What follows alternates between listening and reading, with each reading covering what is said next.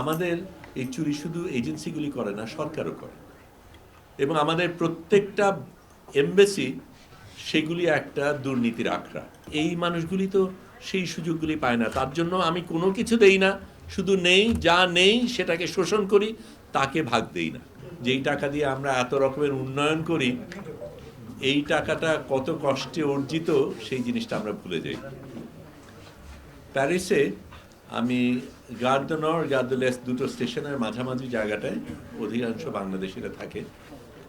যদু মিয়া নামে একজন ভদ্রলোক, ওখানে একটা দোকান আছে তার, বেশ পরিচিত। তো ওনার সাথে যখন একবার খাতির হয়ে গেল, উনি বললেন আচ্ছা উপরে গিয়ে দেখেন।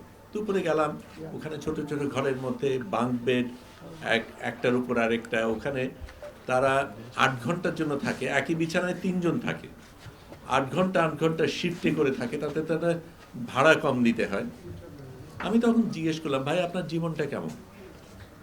বলে না অত খারাপ না, আমি টাকা জমাই, পুলিশ যখন না দাবড়ায়, যখন বৃষ্টি না পড়ে, তখন তো অত খারাপ না, এবং টাকা পাঠাই, ওটা দিয়ে আমার বোনের বিয়ে হয়তো হবে, আমার ভাই হয়তো একটা দোকান দেবে, কিন্তু আমার যৌবনটা যেটা আমি এখানে দিয়ে দিলাম সেটা আমাকে কে ফেরত দেবে?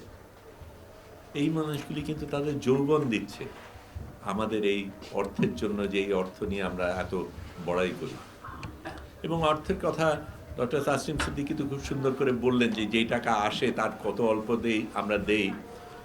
আমি ব্যবসায়ীদের ভাষায় যদি কথা বলি, এটাকে বলে রিটার্ন অন ইনভেস্টমেন্ট। আমি যে টাকা পাই সেটার জন্য, আমি ব্যবসা করতে গেলে কি আমি তো সেটার জন্য বিনিয়োগ করি।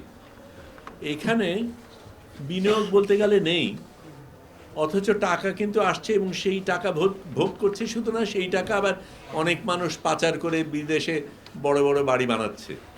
এই এই নীলফামারীর যদু মিয়ার টাকা দিয়েই কিন্তু এই জিনিস হচ্ছে, নোয়াখালীর ফাতেমা বেগমের টাকা দিয়েই কিন্তু আমরা এই প্রাসাদ বানাচ্ছি, তার দিকে কিন্তু আমরা খেয়াল করি না।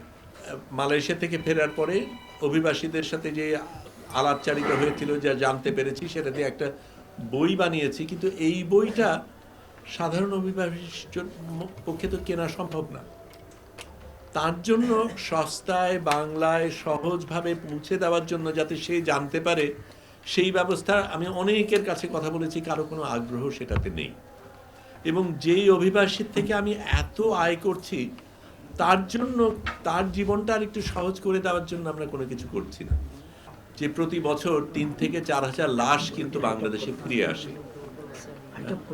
এবং এই লাশগুলি যখন আসে, এরা তো অনেক স্বপ্ন নিয়ে অনেক কষ্ট করে, তার সেই হয়তো জমি বেচে ধার দেনা করে অনেক কষ্ট করে বিদেশে গেছে, দেশে টাকা পাঠাবে, যতক্ষণ পেরেছে দেশে টাকা পাঠিয়েছে, এখন তার দেহটা ফিরে আসছে, এবং সেই দেহটা কবর দেওয়ার সামর্থ্য হয়তো পরিবারের অনেক ক্ষেত্রে নেই।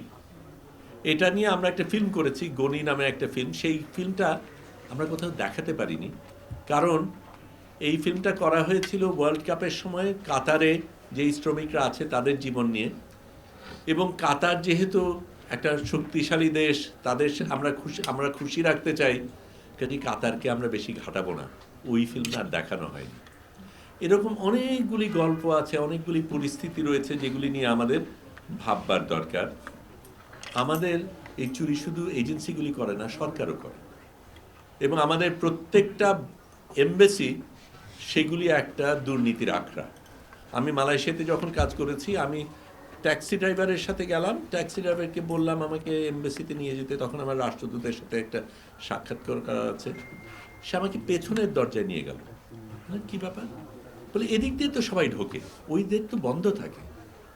আমি রাষ্ট্রদূতের কাছে গেছি, আমার জন্য হয়তো খুলে দিত, কিন্তু সাধারণ মানুষের জন্য কিন্তু সামনের দরজাটা খোলা থাকে না, ওই পেছনে একটা ছোট্ট দরজা আছে, ওটা দিয়ে সকলে ঢোকে, ওটা দিয়ে বেরোয়। এবং ঢুকলে দেখবেন বিশাল মানুষজন, পেছনের এমবেসির একটা ছোট্ট দরজা আছে, ওটা দিয়ে ঢুকে দালালরা ওখান থেকে টাকা নেয়, লেনদেন করে।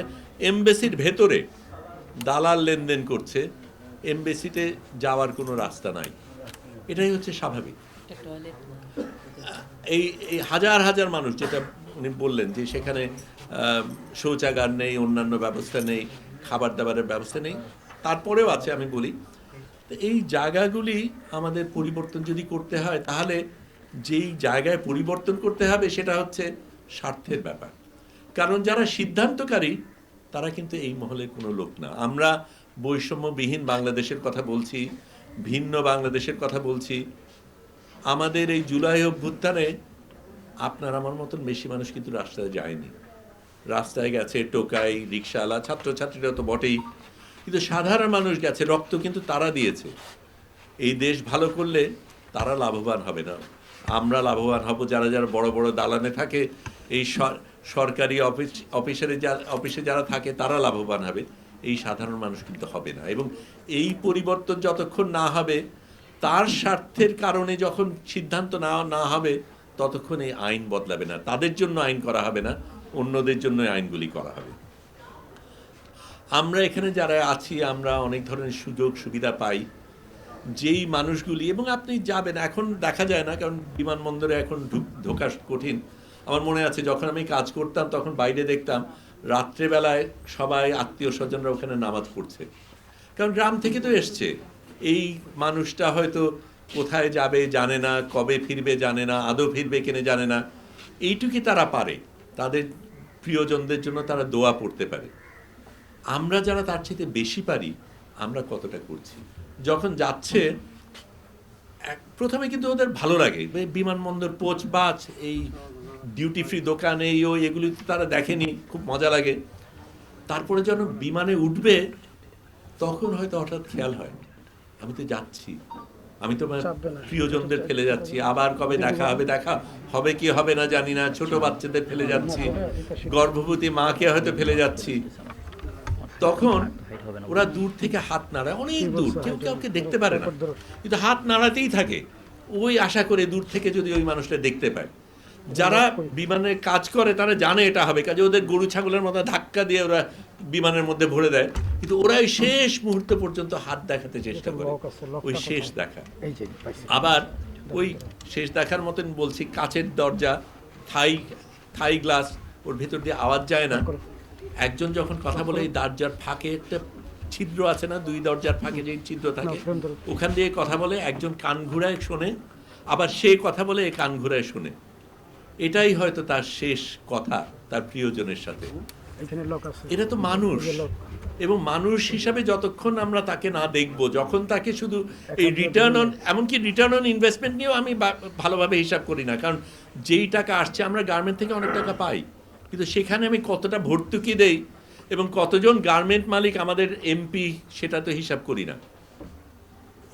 এই মানুষগুলি তো সেই সুযোগগুলি পায় না, তার জন্য আমি কোনো কিছু দেই না, শুধু নেই, যা নেই সেটাকে শোষণ করি, তাকে ভাগ দেই না। এই জায়গাটা বদলাতেই হবে। এবং সত্যিকার অর্থে এই 2 দিনের ভিসা নিয়ে যারা আসে, তাদের অন্তত 2 দিনের একটা দিন শান্তিতে আমরা থাকতে দেব, সেই আশা করি।